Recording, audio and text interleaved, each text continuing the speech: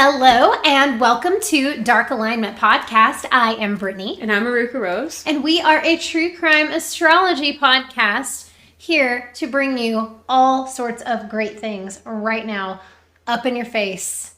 All sorts up in your face. Immediately in your face. Immediately. And that's the way you like it. Actually, it's already happened. You just blacked out for the entire episode. So thanks, everybody. Oh, no. See you next time. I do feel like I blacked out just now. So that was very effective. Well, last time that we were here, we covered Anna Delvey. We did. And that was a lot of fun. She is a very interesting character. So for those of you who missed that, please go back and check it out. If this is your first time with us, welcome. We're so happy you're here.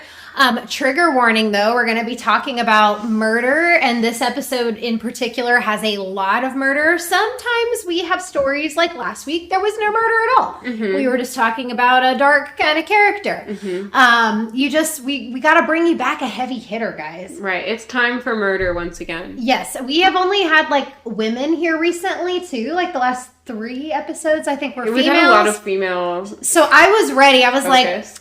we got to do a heavy hitter. We got to do one of the worst people. We are going to cover the Green River Killer, Gary Ridgway, tonight. So super, super gross story. So trigger warning there if you're new. Also, make sure you don't miss any more videos. If you're new, you want to stay on top of it. Yeah. And if you're a returning listener, you've already got it down. Mm-hmm. So we're not even telling you instructions right now, except please give us some comments, some likes, subscribes, rate and review if you can, especially reviews. If you are on any platform that allows you to do that, we would love to get 5 stars. It really, really helps the show out. That's the best possible thing. If you want to just help us out, just a tiny bit, it's the best way to do it. Mm-hmm. So please do that. Also, share this podcast with, I know you've challenged people. Did you get any screenshots from anybody of accepting your challenge to share it with, I think you said 5 friends right now and send me a screenshot to prove it? You had a request or something. I don't know if I've checked the Dark Alignment messages in a minute. Okay. Then, so I need to look. There could be a screenshot waiting in your DMs. And if you are the person who followed Eruca's instructions, thank you. And if you haven't done it yet, you could actually beat everybody to the punch right now. What if you're the first one? You will get special shout outs on the show. Oh, for sure. If you share it with 5 friends and prove it to us. Also, you can hit the bell if you're on YouTube, yes. Or I think a lot of the podcast platforms have a favorites or notification option, and go ahead and turn all those on. You are right. And if you really, really want more, you can join our Patreon. Patreon has been watching. They actually just got another video before this. It was really funny. It was completely unplanned. It was totally unplanned, but we kind of talked about if we could hire anyone for anything, what would we hire? And we kind of talked about some astrology in there and why we chose what we chose. It was a good time.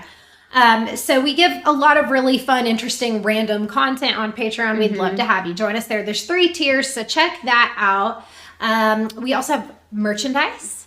So you can get a Dark Alignment sticker, or you can get a Dark Alignment candle. So available on our website at darkalignmentpodcast.com. Easy stuff. Easy to remember. Oh, you forgot something about Patreon. What? They get access to the Patreon archive. Oh, yes. The Patreon archive. Say more things, yes. Are a place, it's a place you can go to see all of the charts with your own eyes of all of the people we have covered and then you've listened to with your ears. So you're really including more senses into the experience of being able to see and hear these charts. Also, we have there for every chart the corresponding show notes. Yes. So you could even read along if you wanted to. And I don't say it word for word, but you can enjoy my writing style. I try to write it in an entertaining way.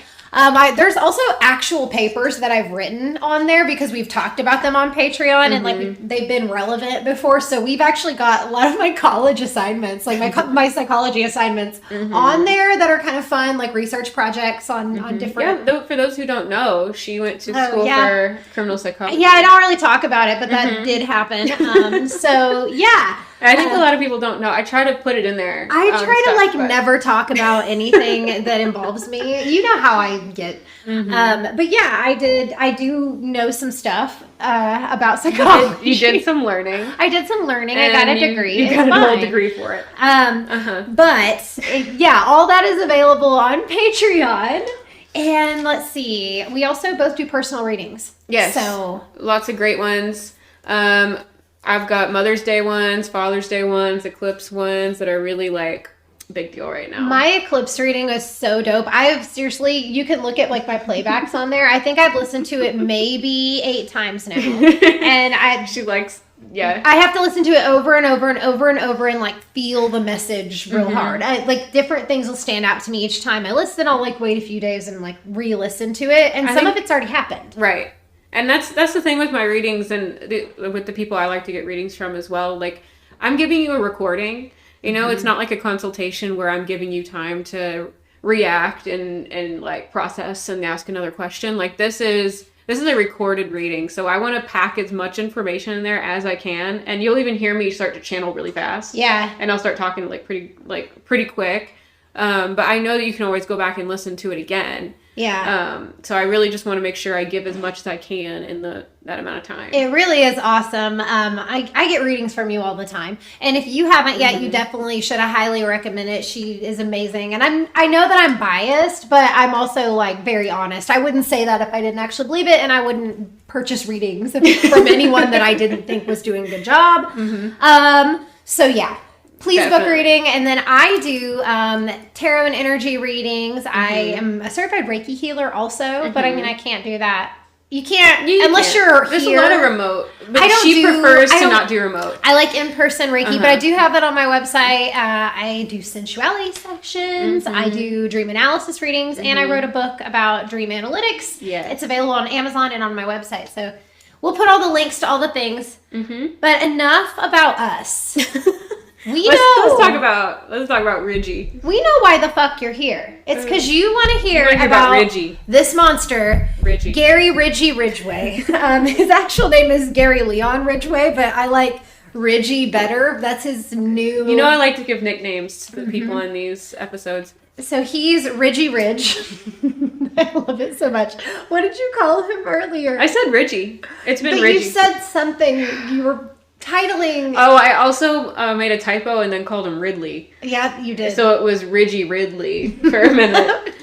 That's what it was.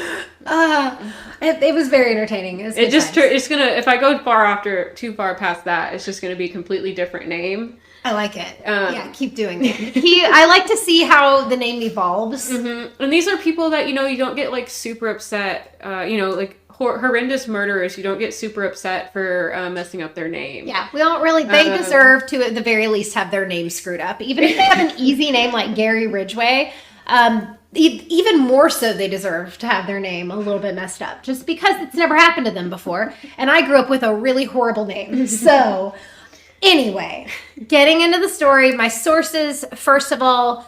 So Wikipedia, always my favorite. So donate to their website if you are a Wikipedia user. Real Crime, Gary Ridgway, The Green River Killer, which is a documentary. Unsolved Mysteries had a really fun episode because they hadn't caught him yet. It was an old school episode, and it was like really fun to see. Like they talked about the other suspects, and Gary Ridgway was not one of them at the time. So it was fun. They didn't update at the end of the show, the way they do. But it was neat to see kind of a different perspective before the case was solved and they didn't actually know. So that was a really cool moment in time. I love Unsolved Mysteries. And then World's Most Evil Killers, Season 3, Episode 3. And then just countless times that I've heard this story over the years. This was not a new story to me. So there's a lot of just background that I don't always know where I picked it up with a story like this, or with somebody like Ted Bundy or Richard Ramirez or John Wayne Gacy. Like, the heavy hitters, you hear about them more. So, there might be some other shit sprinkled in extra there. Details that you can't quite place. Yes, untraceable details. Untraceable details. I wish we could title this episode Untraceable Details. But that wouldn't make sense. That's not how we do it here. So, Do you know anything about Gary Ridgway right now? Other than just like his chart? Because you looked at his chart. I know he murdered people. Okay. I didn't know. That's all. I almost listened to a video about someone explaining because I thought it was going to be their astrological take on him, but it was only that he was an Aquarius. So I was like, okay, I'm not listening to this. Yeah, okay. That's really funny. But I mean, not to diss the video. No, I mean, but like that wasn't. But it wasn't what I was looking for. Right. I was looking for someone who looked at his chart, not they just someone casually mentioned who knew he was an Aquarius. Which, by the way, he is an Aquarius. Sun Ta-da! He is an Aquarius. So let me give you a quick overview of kind of what he was all about. Are you ready? Yeah. Okay, well, trigger warning once again in case y'all fast forwarded through the trigger warning for whatever reason. So the Green River Killer, this was happening outside of Seattle city limits. Seattle city limits. Seattle city limits. Did I say that weird? No, it was all the city, the alliteration. Seattle. Yeah. So I that's feel like where I want to make a tongue twister. Okay, well, I'll circle this and make a note. I'm gonna write tongue twister and later we'll workshop it after. Yeah. We'll do do a TikTok of you doing this tongue twister. Yes, that's what we're doing. Sounds good. That's what we're doing later. So follow us on TikTok. Anyway, the Green River Killer murdered over 4 dozen women. It's a lot. Mostly sex workers. He often engaged in necrophilic acts with them after they had died. And all the while, he portrayed himself as a gentle family man, a father, and a husband. He was legit hiding in plain sight among everyone. No one suspected him. The total number of his victims has not been confirmed to this day. He's one of America's most prolific serial murderers in history, and he has 49 confirmed victims who were all recovered from, like, in the river and around the Green River. So he got away with this for around 20 years before he was finally caught. So sounds, yeah, wow. Long-standing. Do you want to go ahead and talk about like just his sun, moon, rising before we talk about his childhood? I wanted to say. Yeah. I felt like you had the fact that she's been real in my head today. I have. I've been like predicting stuff I say. We're so connected. I like it. I don't feel like many people can do that with me. Get a bestie that can read your mind. Okay. So the fact that he wasn't caught for a long time, guess what he has in his top 3? Scorpio. Yeah, he's got a big Scorpio placement. I've never seen his chart. This is just, we see this with any Scorpios we've had. Major Scorpio placements, it's been like, it took a long time for them to get caught, or nobody thought that was, something that they would do. Like, it was like... It'll come up again later. I don't want to spoil it. Especially with, like, GSK... And maybe the Zodiac Killer, like it's just suspects. So long, major. There's the Scorpios that are like really almost getting away with stuff. I think. Yeah. Ooh, spooky. So Scorpio moon. Okay. And then so this is also funny. He's got an Aquarius sun and an Aquarius rising, so he's also a double Aquarius Scorpio like me. Oh, wow. But it's his moon in Scorpio instead of his sun. So interesting.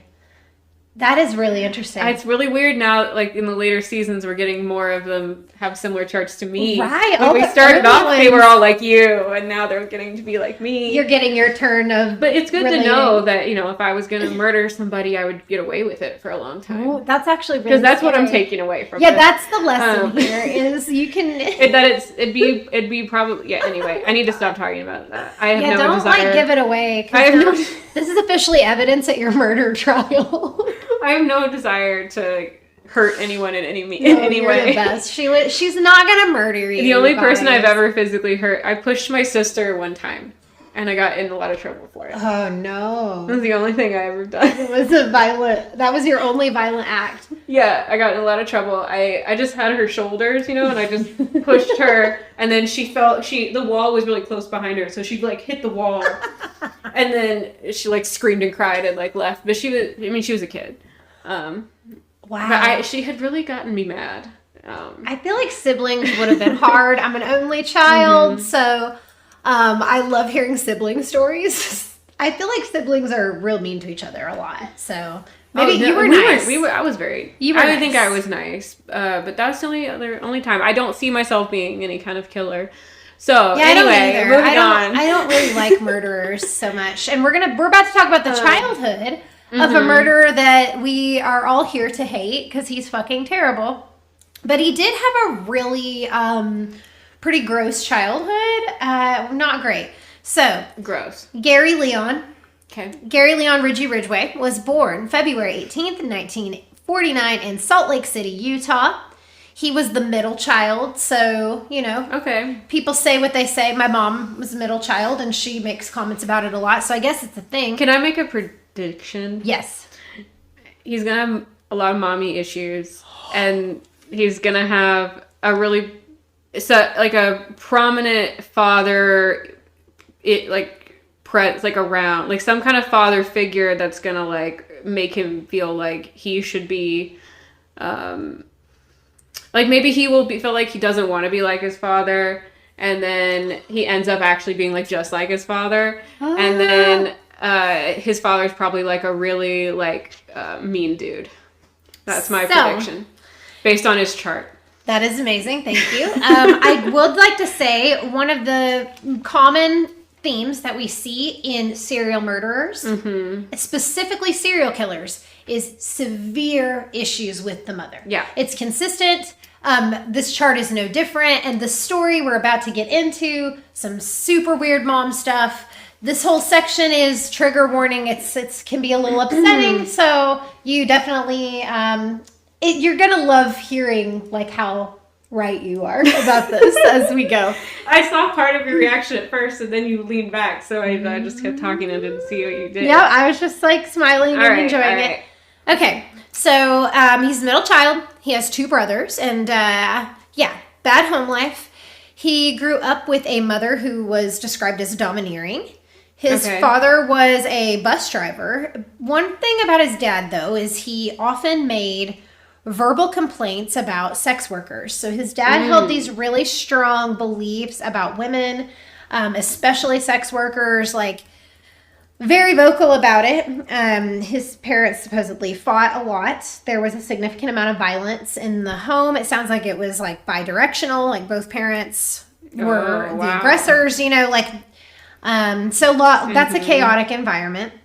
By all accounts, Gary's mother was an overly sexualized mom who dressed... I have this in my notes. Who dressed in... Oh my God, are you serious? Yeah. So I have her outfits. I'm looking at it in front of me. Holy shit. Okay. Go ahead. She wore tight shorts, short skirts, and low-cut tops. She also wore her hair in a big bouffant, crazy big on top of her head bouffant, and lots of makeup. Oh, wow. So she was real done up, really never probably left the house, that being super, super put together and kind of the way she wanted to be. She was described as attractive and provocative.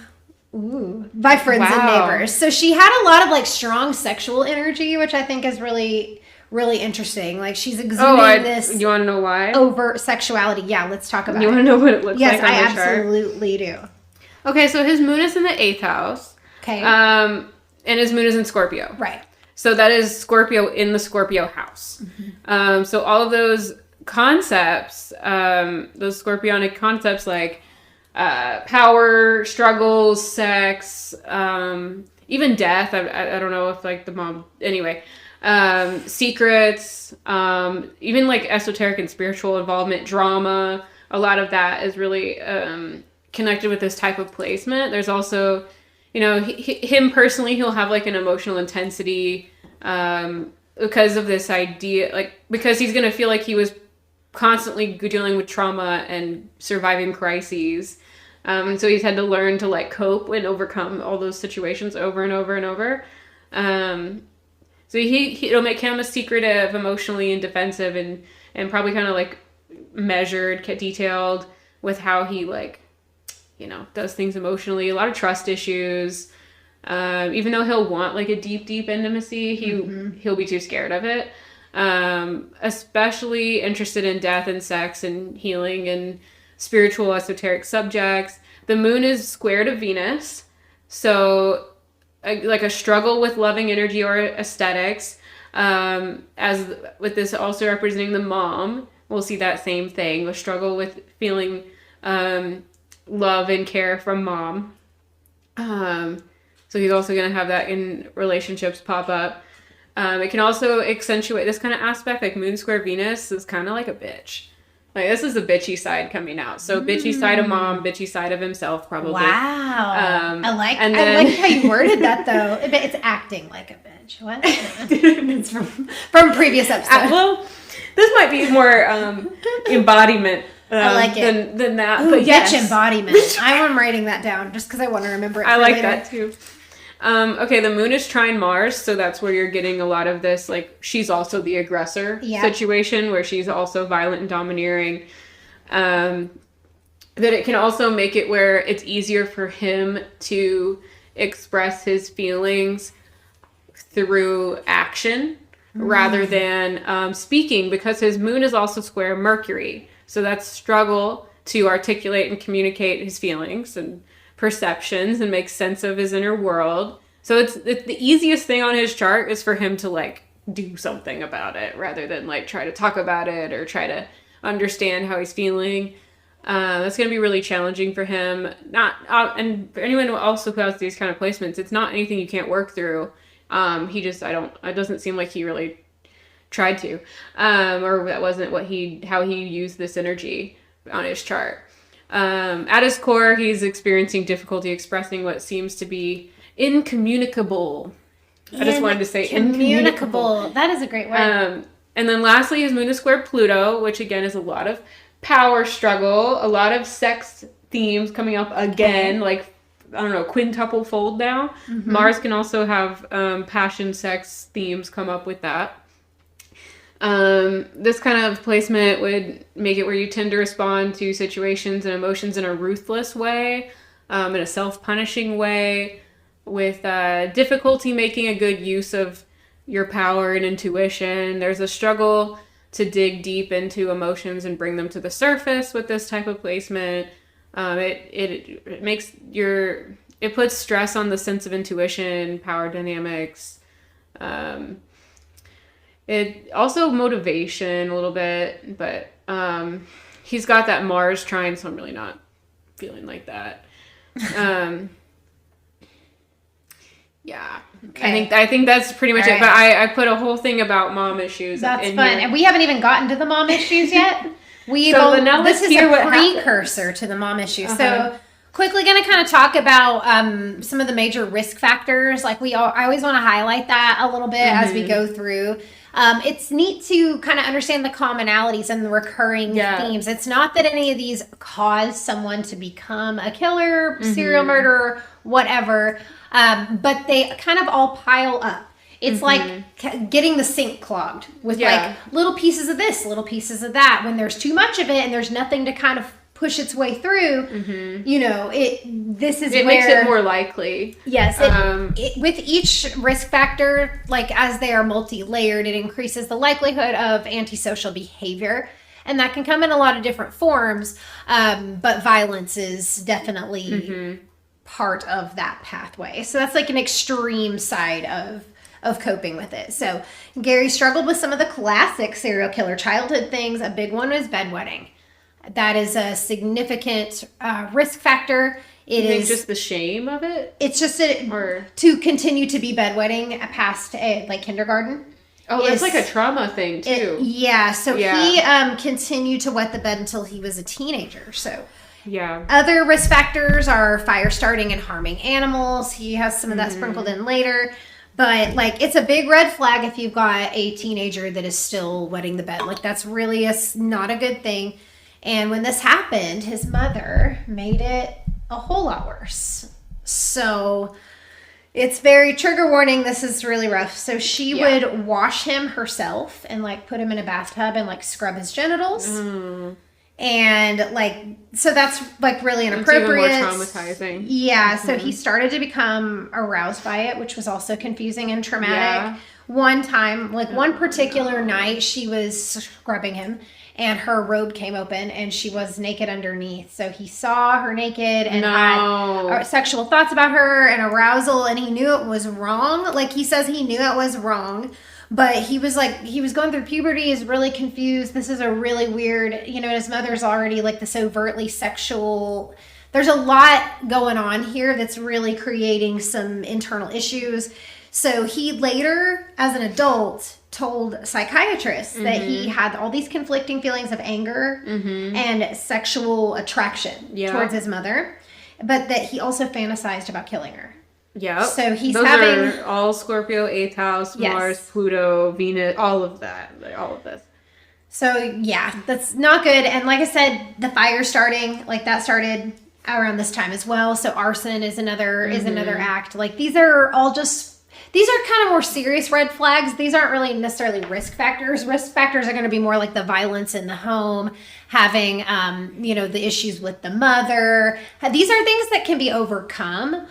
But whenever you are looking at like the behavior's already escalating to the severity of the bedwetting, the arson, that violent behavior, like that's kind of the result of risk factors and how they've manifested in a person. So yeah.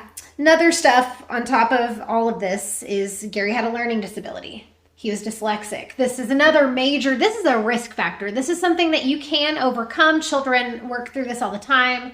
But on top of everything else, this was one more thing. It caused major difficulties in school, which that's peer rejection happens as a result of that. There's social issues, just so many things kind of compiling here to create this storm. And this is during a time where special attention was not really given to kids in this way. You know what I mean? Like, we know this now. This is like the late 50s, early 60s that he's going to school. So in today's world, we know that children who are struggling with reading or comprehension or math or whatever, like they need extra attention. They need tutoring to get them caught up. Like we facilitate that now. But this was not a time where that was addressed. So his IQ was described as being in the low 80s, which isn't like super low functioning. It's like a Forrest Gump level. It's like a, you know, kind of some social awkwardness, like not, it's just, you know, be a little below average. But violent behavior starts happening here, and trigger warning, this is not good.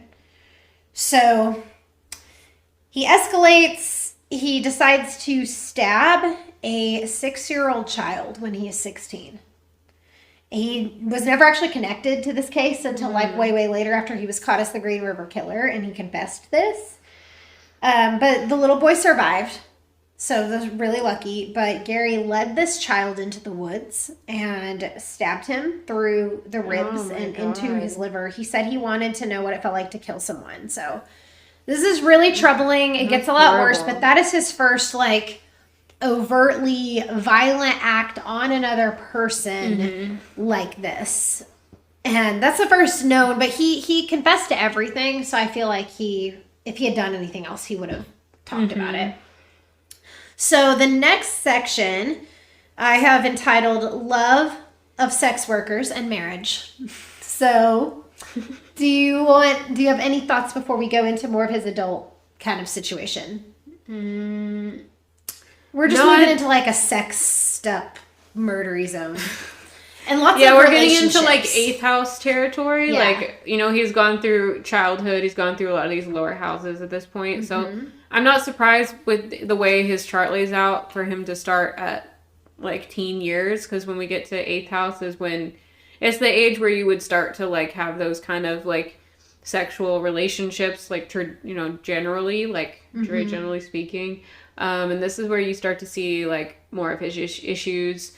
Kind of on the chart, because he's also hitting his south node. He's hitting like he would have just gone past Saturn and felt really restricted, and then he's got his next planet is Neptune, which he also has retrograde along with Saturn. But his Neptune placement has a lot of aspects to it that would make me feel like I wrote lead to delusions, challenging him, getting opportunities in life. And he gets really stuck in these, like, ideas about himself and the world. So I just think that, like, having it come up with Neptune here and the South Node and the moon is in this house. Don't forget that. So it's like he really, like, it's like that time of life where you're really dealing with those with these concepts for him. Okay. Awesome. So this is where it's hitting on the chart, in my opinion. So we're gonna get into his like late teens, early 20s, like like late adolescence, early emerging adulthood, kind of transitional. This is a very transitional point in life for everybody. 8th house. Yes. I love it. So Gary graduated high school in 1969, and then he got married at the age of 19. So for his first wife, he actually married his high school sweetheart named Claudia, but not a good relationship. So we'll get into it. Gary joined the Navy. Okay. And he was sent to Vietnam. That was, you know, do you see? Okay, so I wasn't sure what was going on in Capricorn. But he's got Jupiter there and Pholus, so it makes some sense where he was getting opportunities and he was traveling through like an organized, like a major organized group. We've talked about Capricorn in that way kind of before. Yeah. And especially with like military, Navy, that kind of stuff, like all of that coming up a lot of times through Capricorn because it's this big establishment and big structure, and you're really like working on ranks and like anyway. Yeah. Having Jupiter there and Pholus, I think, fits for this. It also is in his like 11th and 12th houses, so I think it relates to a lot of those parts of himself where it's like a little bit of isolation, but also he's like dealing with this mass group of people as his like social network at the time. Yeah, he actually served on a supply ship, so he saw combat firsthand. So more violence. This is not a great thing for somebody who's got like so many risk factors already to add more violence and triggering stuff. This is pretty rough here. During his time in the military, he frequently visited sex workers and he got gonorrhea.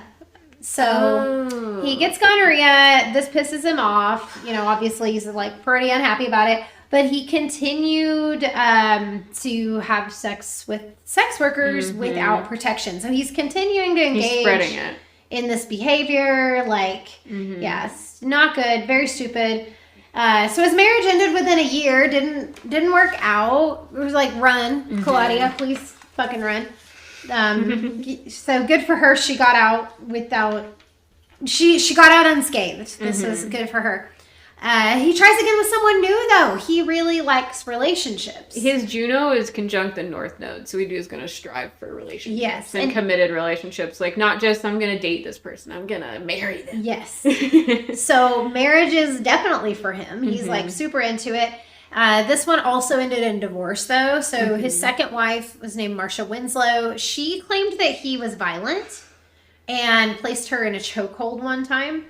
Then several of his ex-girlfriends said that like his sexual appetite was insatiable. So he has really high sex drive. He does, some violent things that don't sound consensual. Yeah. That's where the issue lies. If your partner doesn't consent to what the fuck you're doing, you don't get to do it with that partner. Right. Like, no, that's not how it works. So it's one thing to have high sex drive, but it's another to make aggressive sexual demands or inflict non-consensual sexual violence. Let's just be very clear about this. He and Marcia did have a child together. So they welcomed a son into the world in 1975 named Matthew. So now he's living this life as like, he's like a real family man now. He's a dad, he's a husband, but he's also being like sexually violent towards his wife and like demanding high amounts of sex. So it's not doing well in the marriage. So now we're going to talk about some religion, which I'll be interested to see how this shows up on his chart. I've titled this section Jesus to the Rescue. Gary becomes religious during his second marriage. He was like doing door-to-door prophet sort of stuff and like, ministering to people. He would read the Bible aloud at work and at home, which is really intense to do at work, to just like loudly be reading. That seems so intense. It's not, I wouldn't be able to handle it if somebody was loudly reading the Bible at work. I feel like that's a huge HR thing. Yeah. Real fast. I don't know what year this was, but And then this is the 1970s. Maybe you could get away with it. But it's just really funny. So, but he also insisted that his wife follow the strict teachings of the pastor that he really liked at the church that they started going to. So he's becoming a little bit like crazy and controlling with it all, and kind of using religion as a drug, really. He's kind of like high on this. Yeah, so he's got Mars and Lilith in the first house in Pisces, and then opposing that he has Saturn. So we do see a lot of this like, oh, powerful God, and I'm only a terrible little human, and like I need to follow all of the little daily regimens and rules. You're gonna die when I read the next little section. It's kind of similar to the Salem witch trial stuff we talked about. You're gonna love this. He would frequently cry after sermons or reading the Bible. It's like really intense. So it's like this. The shame of being a human. The shame of being a human. Yeah. I literally wrote, it feels like shame is the source of his like tears in this situation. Like. So that's really funny that you said it the way you said it. He has these really intense oppositions, and I wasn't sure how that was going to come up. And it can also come up in this way of him really needing it to use it as an escape. Or, you know, if he is going to, with a lot of Pisces stuff, when people with a lot of Pisces placements start to struggle, they tend to want to escape. And sometimes that's addiction. Sometimes that's, you know, really being obsessed with video games. Sometimes that's, turning to all-powerful God because you're really a lowly human that doesn't deserve anything. Especially when you have Saturn in Virgo opposing all of those placements. Oh, is it similar to having a Pisces sun with a Virgo rising? Because it feels familiar. It feels familiar to me. So he did have this like struggle inside of him, because as much as he's like into all this conservative stuff, he's also like asking his wife to participate in like public sex acts and in what is referred to as inappropriate places. I don't really know what defines that. But sometimes he would take her to where his victims' bodies were later discovered. So he had like areas, like he's taking her to like dumping grounds, and like it's super gross. Yeah. So there's more than anything, he seemed to be super conflicted about his own sexual desires. Like, I'm this big sinner, but this is how I feel, this is what I want, and this is what I want to do, and I want to be... He's really struggling with this a whole lot. And when you have all that shame on you, like, it makes it easy to be like, oh, well, then God, I just need to turn to God, because a lot of the way that the churches teach Christianity is in this like really shameful, like it lines up with their worldview. Yeah. So it's easy for them to go into it, I think, when they're already in a place like this. Yeah. He's just like a walking contradiction, because he's openly complaining about all the sex workers in the area, but at the same time he's also soliciting these women for sex acts. Absolutely. So he's paying them, and he's mad that they're there, but he's utilizing their services while they're there. It's this like condemning of his own behavior, condemning of the self. Like this is a really... That's exactly what it is. That's very punishing way to exist. Yeah. A Saturn opposition will do that. It's opposite his Sun and Mars. So it's literally like, oh, all these restrictions on my passion and on my sense of self. And my ego and my aggression and all of that, and then he's still doing it. Like it's in his first house. You can't turn away from anything in your first house. You can learn to work with these things in a different way, but like he's always going to be approaching life in this very egocentric, Mars aggressive, sexual type of detached way. With the way his first house lines up. Anyway, go ahead. Okay. So the last section was called Jesus to the Rescue. This section is called actually Judith to the Rescue, because spoiler alert. This is the third wife? His second marriage to Martha didn't work out. It did not last. Can you believe it? Probably because he was out being a total monster. It's fine. He got another divorce, and he married for a third time in 1985. And this is super significant. It actually slowed down his crime spree.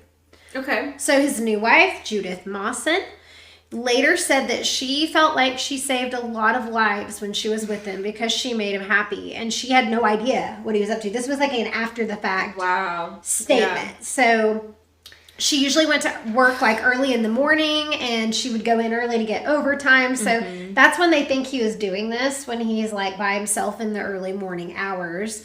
So he's out being gross. She claimed that she never suspected that he was guilty of any of this before she was contacted by authorities in 1987. And she had never heard of the Green River Killer. Like, she wasn't aware, even though it was in the area she lived in. It was a huge deal, and there was a task force. Like, she was kind of immune to it because she didn't watch the news. And at the time, there was no social media. There's no other way that she's going to, like, you had to kind of be paying attention to hear stories back then, even bigger ones. So media has come a long way, probably to our detriment.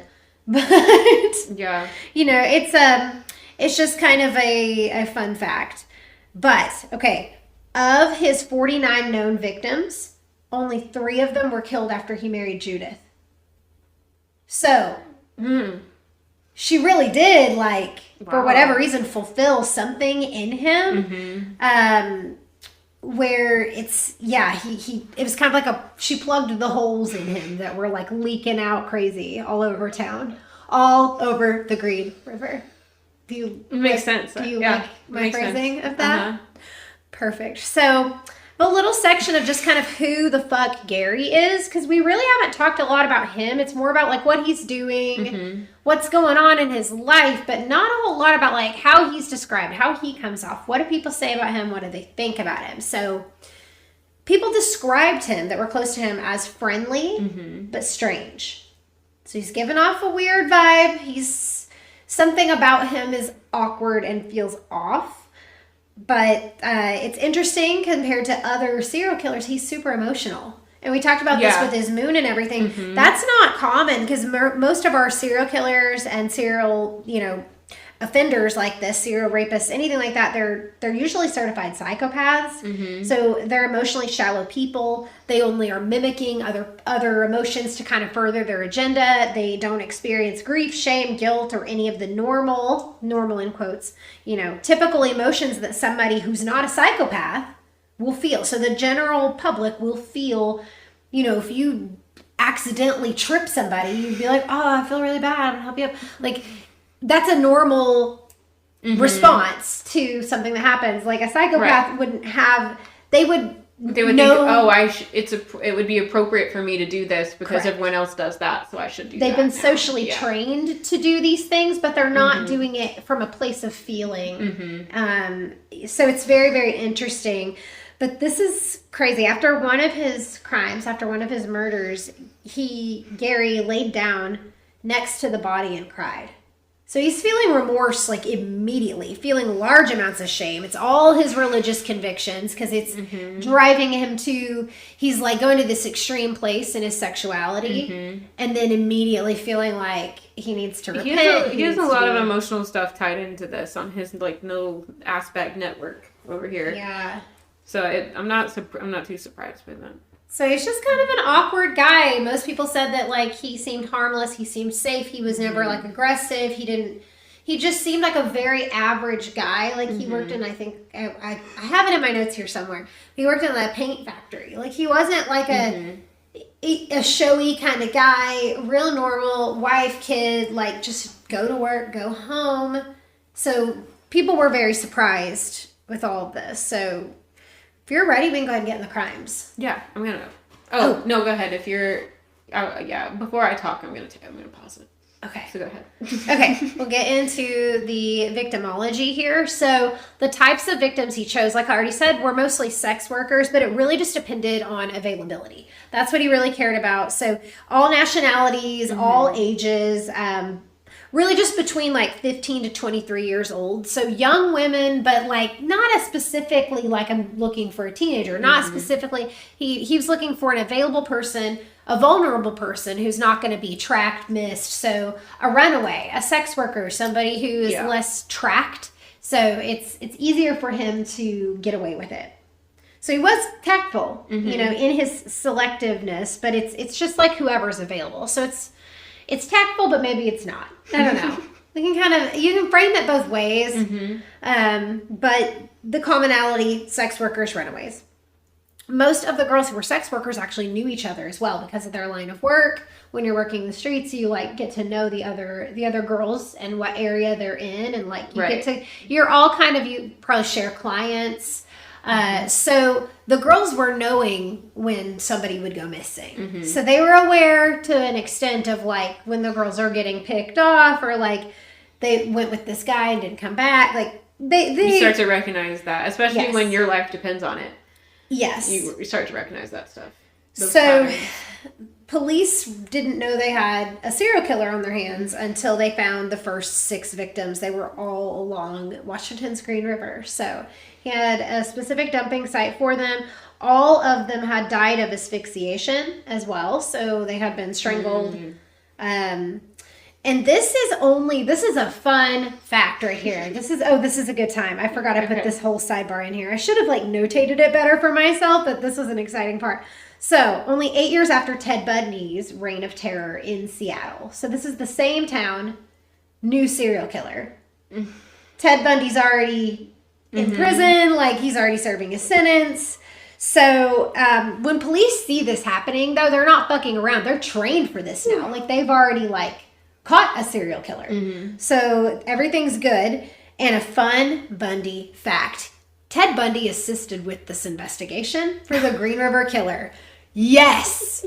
Yes, and I'm not fucking around this time. I'm not joking. I like to prank her a lot, so I don't know if she believes me when I say crazy shit on this podcast. That's believable, I think. I said Anna Delvey was going to be our new co-host on the last episode, so that was a lie.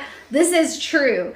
He offered his opinions on the psychology, motivations, and behavior of the killer. And I would absolutely listen to that because Ted Bundy was a serial killer with a psych degree. Oh my God. So he knows what the fuck he's talking about. He suggested that the killer was revisiting his dump sites to have sex with the victims, which turned out to be true. And he also told the police that if they found a fresh grave, they should stake it out and wait for him to come back. Super smart advice. I feel like Bundy was not like playing games either. I feel like he was having a good time too, like being real arrogant. Like I just feel him being like, I am expert. Like, wow, look, you've come to the right place, I feel fellas. like my brain just expanded. So listen to season 2, episode 8 if you haven't, for the astrology of Ted Bundy. So we can go back to Gary's crimes now, but that was a fun little detour that we should. I've needed to include that. Are you okay? I'll eventually. Okay, all right. We'll give you a moment to recover if you so need. But so Gary, in the 80s and the 90s, he's believed to have murdered at least 71 teenage girls and young women near Seattle and Tacoma, Washington. So, oh my God. In court statements, he later confessed that he had killed so many that he lost count. Fuck, it's awful. Majority of the murders occurred between 1982 and 1984. So he went really hard for 2 years, and the rest were kind of sprinkled around that before and after. So after he married Judith, he only had 3 murders. So there's a really concentrated time period. I didn't pull the timeline for this, and now I really wish I would have. We can maybe do that for Patreon. Yeah. At a later date. That would be a fun Patreon episode. So get on our Patreon. But he commonly picked his victims up on the Pacific Highway South. He killed most of his victims in his home or his truck or in a secluded area. So most of their bodies, like I said, were dumped around the Green River in a wooded area or in the water.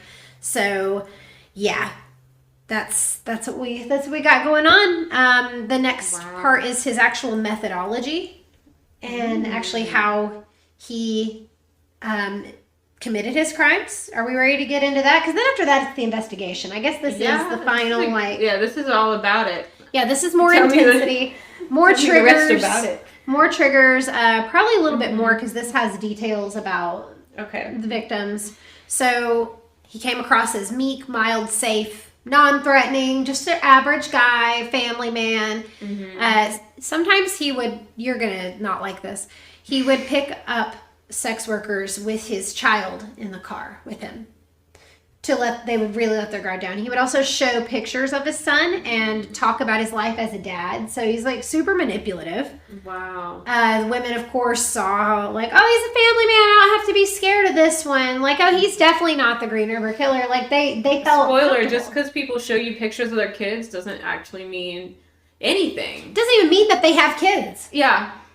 Yeah. It's pictures of kids. I don't have kids, but I could show you pictures of kids really easily. Like. Yep. All my friends have kids. I know a lot of people that'll talk to you like, you know, they spend they do a lot of things with these kids and, you know, they might have not seen them in like 10 years. Like it's not always how it seems. You can frame it how you want, I suppose. Ask more questions is the real lesson here.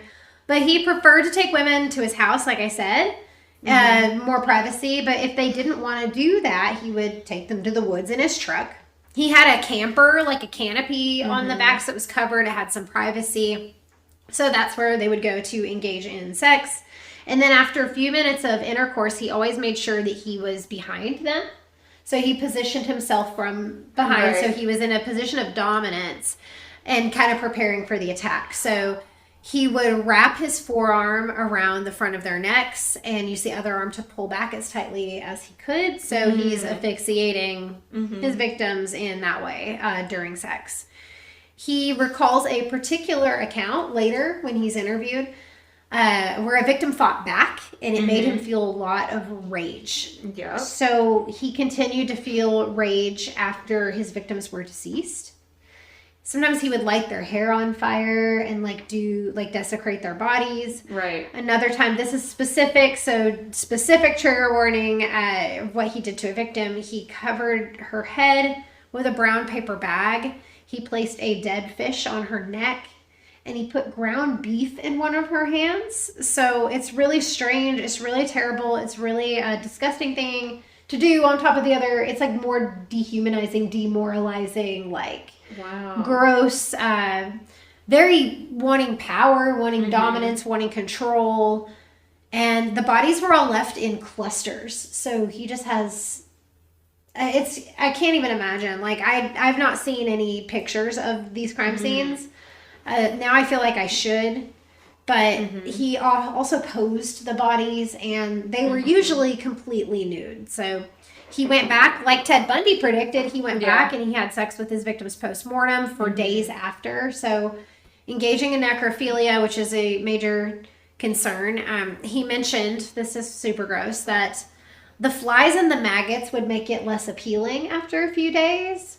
So, like, you know, that would be the deterrent. There was like a time frame on it, which is so fucked up to think about. So...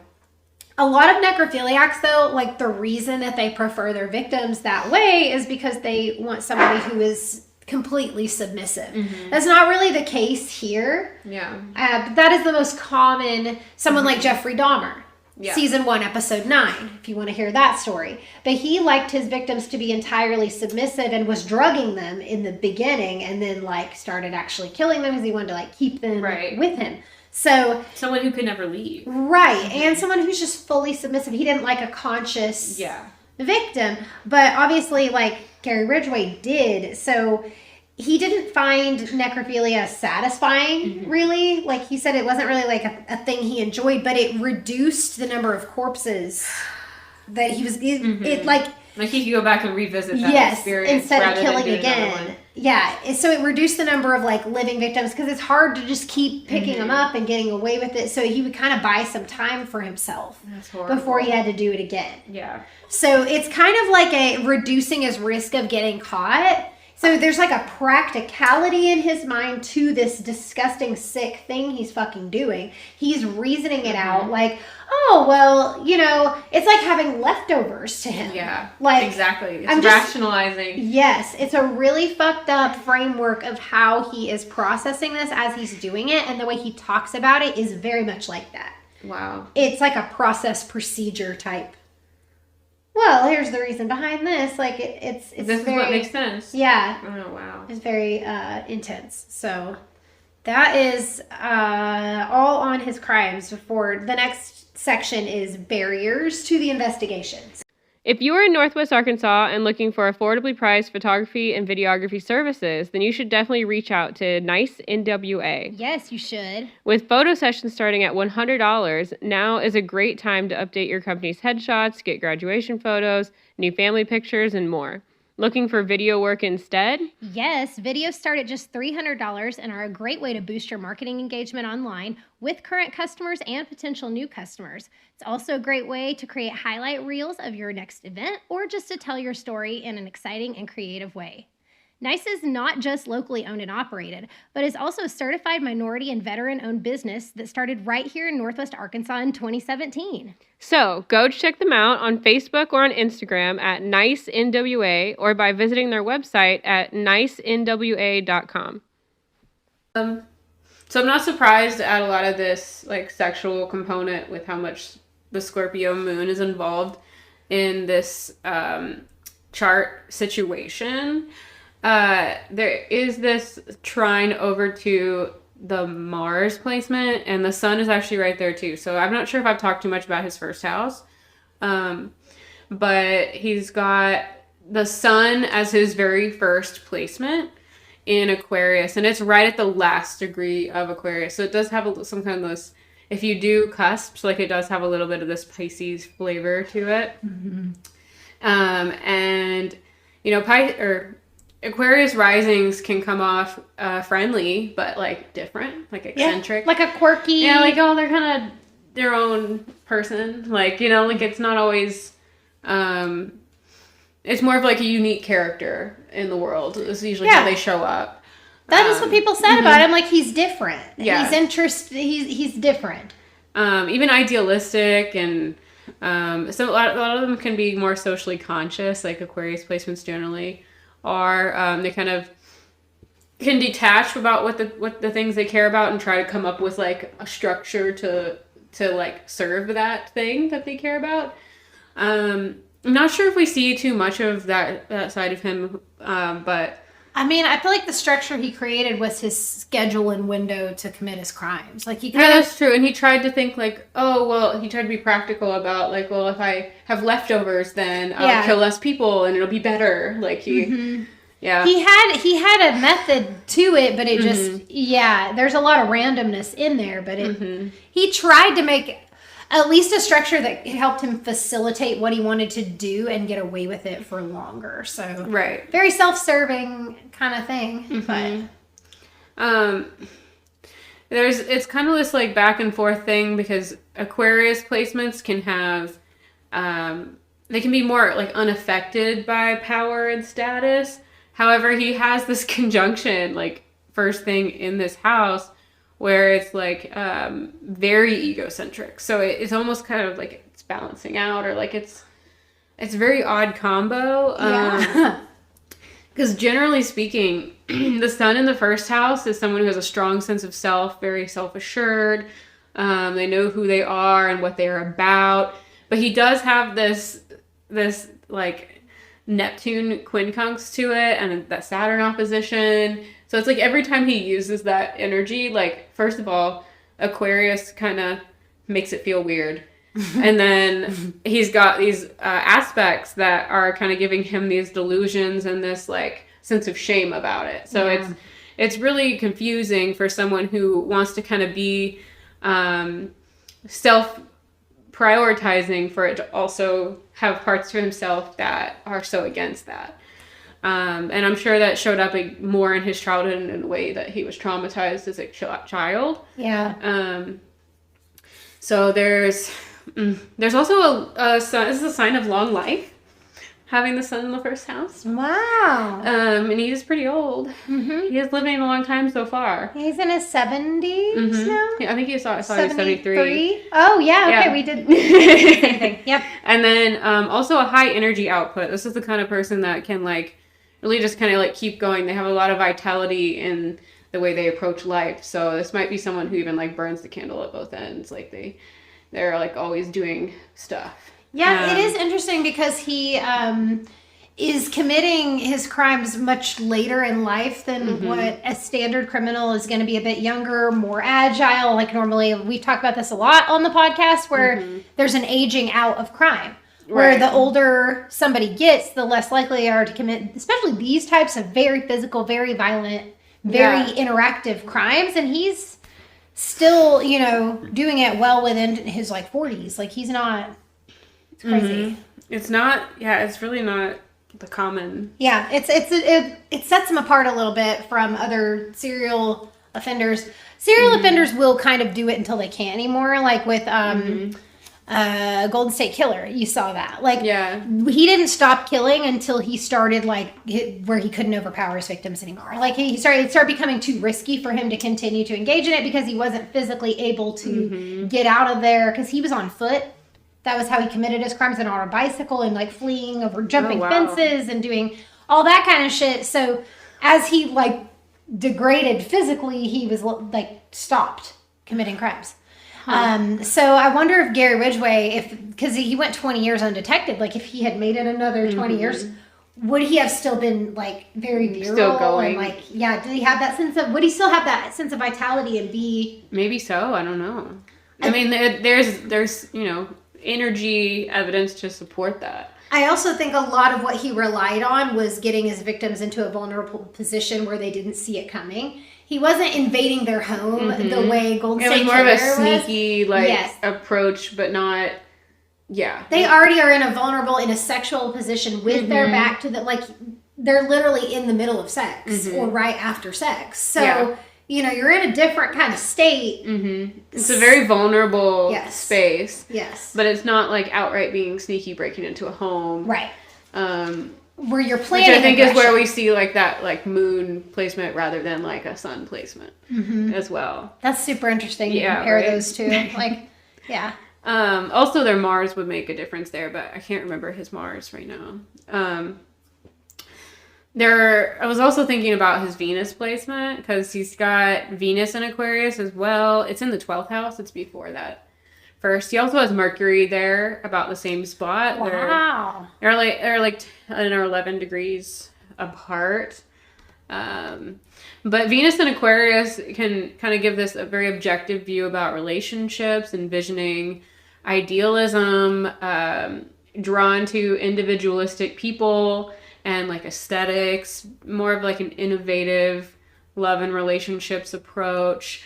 This can make them feel like they're an outsider in terms of love and like mess with their sense of worthiness in love, and worthiness in general, because Venus is about your personal values as well. But generally he's going to value freedom and individualism. And then in the 12th house, it kind of makes all these matters of the heart and personal values centered around the subconscious and isolation or confinement, escapism or addiction, divine connection or spiritual work, and articism. Like there's this kind of like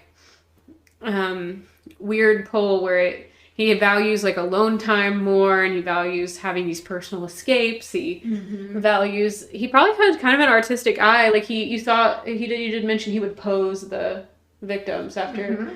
And he worked as a painter.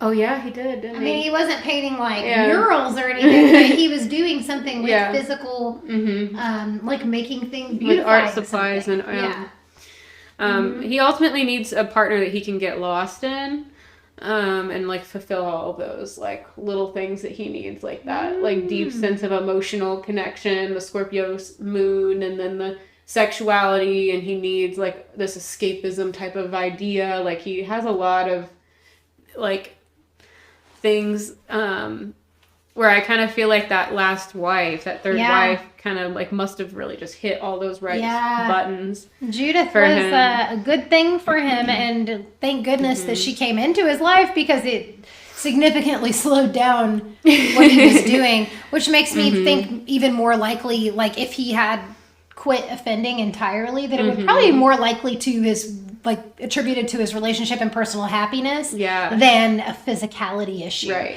Like he's like, well, I'm fulfilled, I don't really have to do that. Yeah. Like, and his Juno and North Node, which are conjunct, make a quintile to Venus, his Venus placement.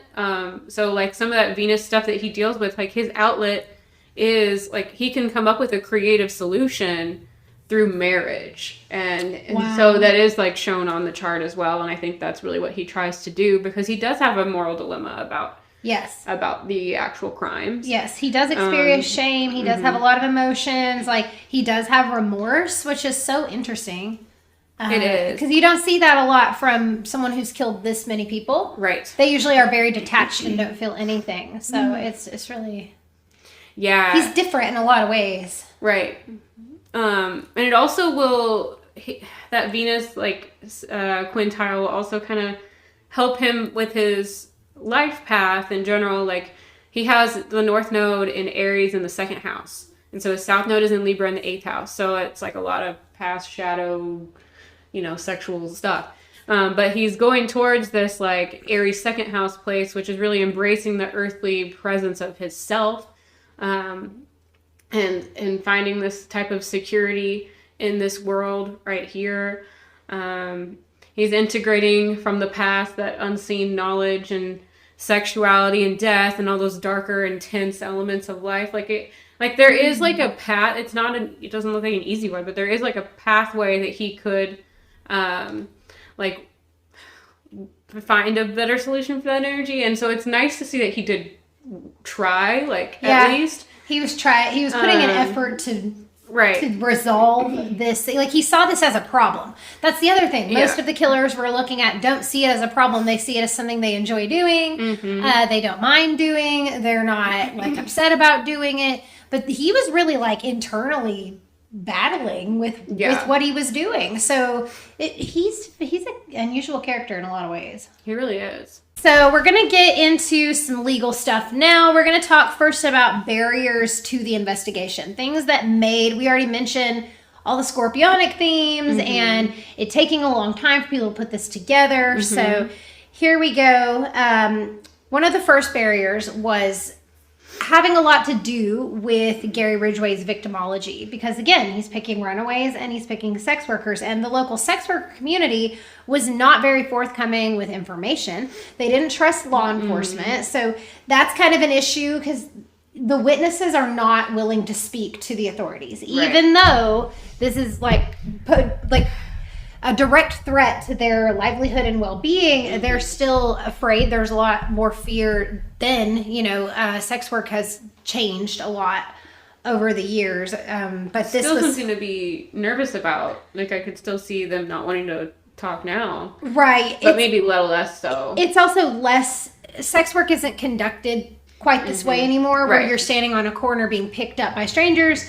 The internet has made it a lot safer for sex workers to facilitate a transaction and have a credit card. There's other options. There's a way to identify the person, usually through some form of transaction. So it's a little, and you can kind of vet it out, and you're in contact beforehand versus just being picked up, getting into a car with a stranger. That does still exist, but it is not as common. That was the only way you were doing sex work back then. So it's definitely changed a lot, but still a huge barrier even today. So as more women are going missing, tips started to come in, and Gary's blue and white truck was identified by a woman who narrowly escaped an attack. So she made it away from him.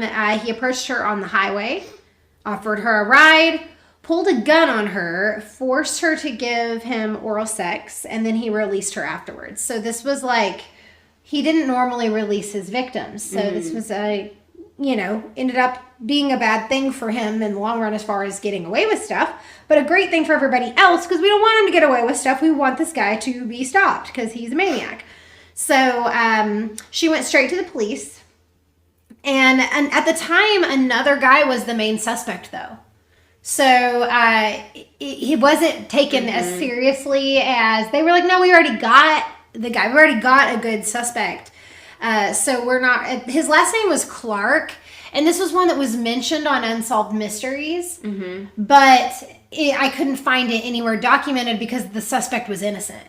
So they didn't, he's not tied to the case. So like the last name I have is Clark. I struggled to find more on him, but he was actually committing very similar crimes, and it confused the investigation. So sexually violent assaults were happening with him as well. So, and in the same area. But by the spring of 1983, they formed, the task force was like running out of ideas, running out of options, running out of leads, everything's kind of starting to dry up.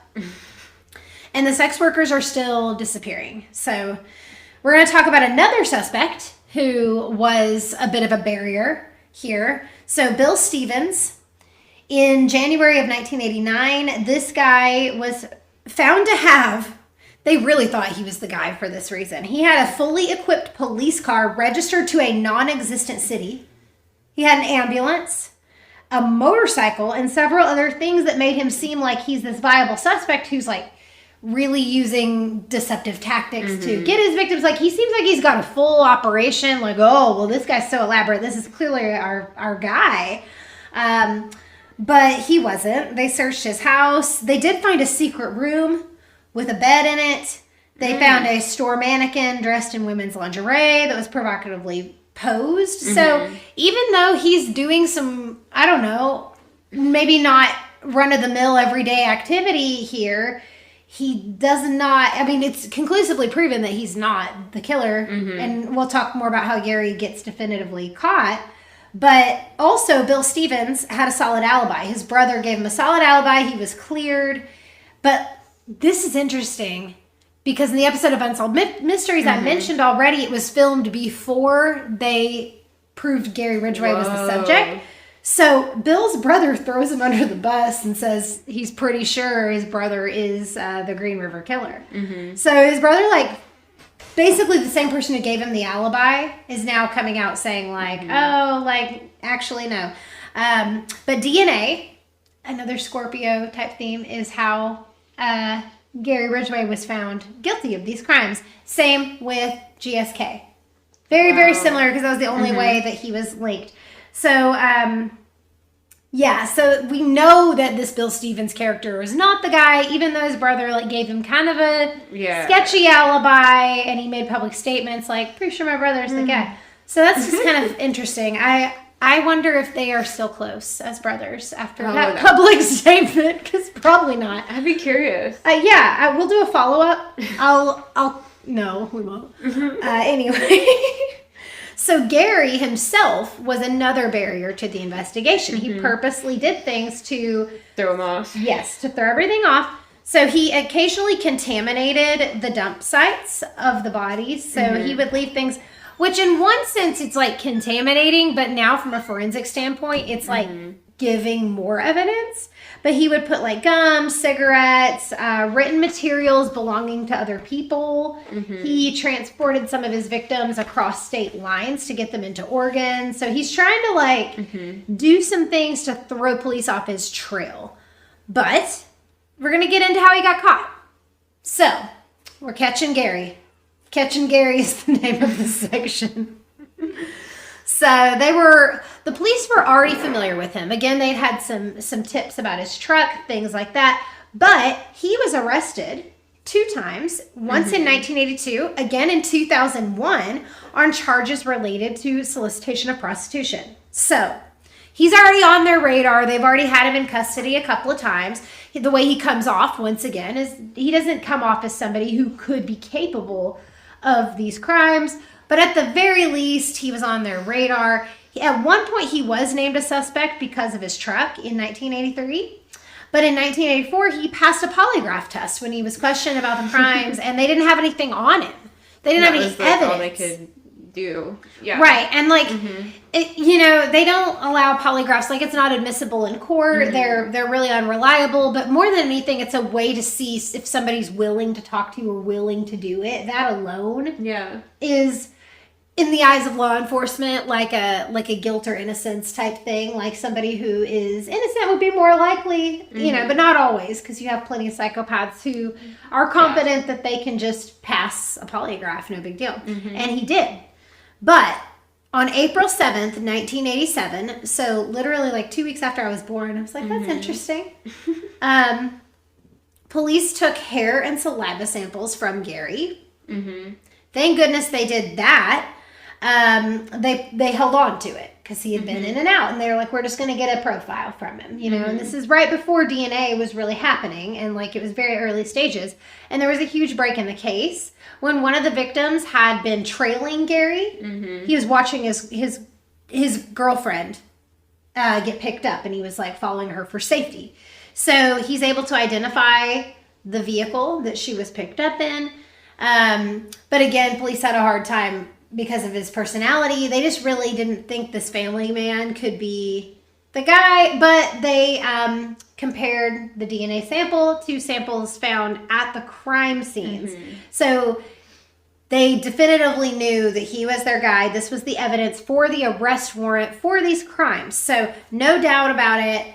Other evidence against him included a report from a forensic scientist who identified a microscopic spray paint amount.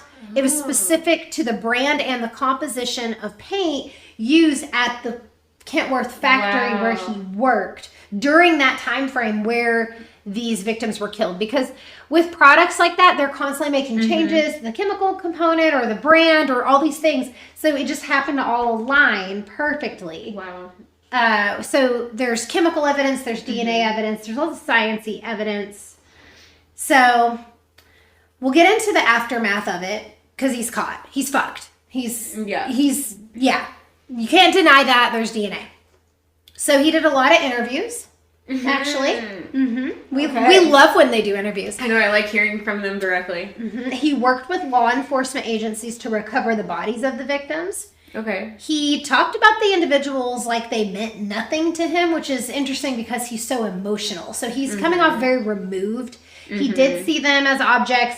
He didn't really remember their names. He didn't remember their nationality. Like he kind of, they were very disposable to him. This is a Scorpio moon. He's not going to just give away his feelings about stuff. Yeah. He's very protected in that way. Very guarded, I mean. And now Judith. I feel so bad. She goes by Judy. I saw her in interviews. She did several interviews. I felt so sad for her because she describes him as loving, gentle, and kind, and what she thought was the perfect man. That's awful. Yeah. So it's like sometimes he would say like, "Oh, I'm home late because I'm stopping to get food, or I'm going to the junkyard, or doing something." Like he would make excuses, but he was really picking up victims. And again, there were more than 85 suspected victims. So in court, he was charged with 48 counts of murder. He pleaded guilty. He confessed to all of them. His wife, Judith, was devastated listening to this in court. She didn't realize this was actually something he had done. So she was listening to him in the courtroom, like, tell firsthand what he did. And she started to, like, rethink her whole life, think it was a lie. This poor woman, Judith, our hearts go out to you. Like, this is a terrible thing to go through. Prison shit. So he was placed in solitary confinement at Washington State Penitentiary. Then on May 14th, 2015, he was transferred to a high security federal prison in Colorado. But then there was like a big to-do about it, and they didn't want him there. He was transferred back to Washington because they wanted him to be easily accessible for open murder investigations. So he is a helper. He was returned. And as far as I know, he's still at Washington State Penitentiary. So you can write him a letter and tell him he sucks. I wish there was something. I feel like, I don't know if there was somewhere we could like help Judith. I don't know. Yeah, I don't really know. About it. Yeah, it would be amazing if there was like some helping. I feel so bad for her. Like, and if you guys find any kind of like GoFundMe or anything for us to promote, we absolutely will. Yeah, and also for his son, which it's awful. Like, there's a whole family realizing that they have loved and trusted a monster, so that's fucked up. So let's talk a little more. Let's chart this bitch a little more. Yeah, we have a little bit more. I wanted to talk about his midheaven after we saw how he was kind of witnessed by the public when he became identified with the crimes and the trial and all of that stuff. So his midheaven is what we want to look at for that. This is how you are seen by the public. This is even like social media. This is your reputation. This is your, what you generally become known for. This can have to do with your lineage. This can have to do with your career and success. It can have to do with all of that stuff. So for him, his midheaven is in Sagittarius. First placement in it is Chiron, and the second is Vesta, which is a pretty prominent situation up there to have. A midheaven in Sagittarius. This is someone who comes off like they're a big picture thinker. They're known for risk taking. They become known for coming off friendly and maybe even bringing people together and being kind of funny. Like there's a lot of this kind of charm to that type of energy. Like people are kind of like, whoa, wasn't expecting him. But like there's also this idea with Sagittarius being ruled by Jupiter where if it's your midheaven, you're known for something big. Like you're known for something that got to be really grandiose, really like something that went really far. Like it was something that was taken really far. Yeah. So he was known for that. This is also someone who wouldn't want to show anything like that's not grand or promising, like in general. I'm not sure how this exactly would play out for him day to day, but like in general, like this kind of placement, like I have this midheaven, and like if you post something on social media with a Sagittarius midheaven, like there's a lot of times where you feel really uncomfortable if it doesn't perform well. And so like it is kind of like, well, what was the point then? Like it almost feels kind of like you either went big or like it's not go worth hard it, or go home. It's kind of like it's kind of like if Jupiter didn't like make it happen for you, like it's almost like wow. Like but it's also known for being kind of adventurous, kind of definitely expansive, maybe spiritual, lucky. He was also seen as lucky for not being caught for so long. And he was very spiritual, but not in like a healthy kind of way. He was spiritual in like a self-deprecating way that I feel like really fueled. Yeah, and that's where I think we see some of this Chiron stuff. We see him really affiliated with trauma and pain and struggle and all of these really difficult things. This alternatively could become a placement of healing. Like if you have this type of placement on your chart, and you're not out there causing trauma, you could also use the template kind of placement to bring about healing. Yeah. That would be the alternative of the use of that energy. And then Vesta being there makes it where it's like he's really devoted to this. Like his soul is really devoted to that. He comes off like his soul is really devoted to this pain and this struggle and this trauma. Wow. And that sounds terrible. There are some squares here. There's a square to his Mars, which we already know is involved with a lot of other crap on his chart. So it makes it where like that Mars is directly involved. There's an opposition to Pallas. I think this is really interesting, just the way that it sits. I don't see like this type of like, Chiron's on like right after the exact degree, like super conjunct the midheaven. So, this would be the kind of person who is a very great spiritual healer, or someone like this. It seems like he had both sides where he's going door to door. He's like prophesizing to people. He's like doing ministry work. He's like doing this like bigger purpose, sharing it, and like he's either doing that or he is murdering sex workers and dumping them in the woods and doing necrophilic stuff. And it's so like the dichotomy there is so extreme. Like it really is opposite sides of the pendulum. So it's really intense kind of energy. So that's. Do you have any very other? Fascinating. No, I think that's it. Okay, that's it for me. You guys. That was Gary Ridgway, the Green River Killer.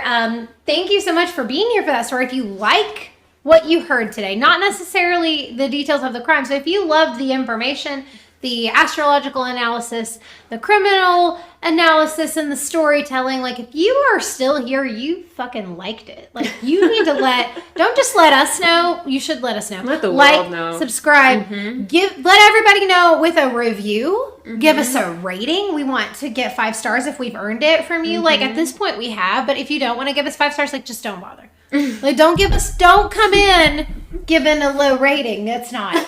Especially if you sat through this whole thing, you liked it. Just admit it to yourself. That's so funny the way you said it. Okay. And tell everyone else that you know.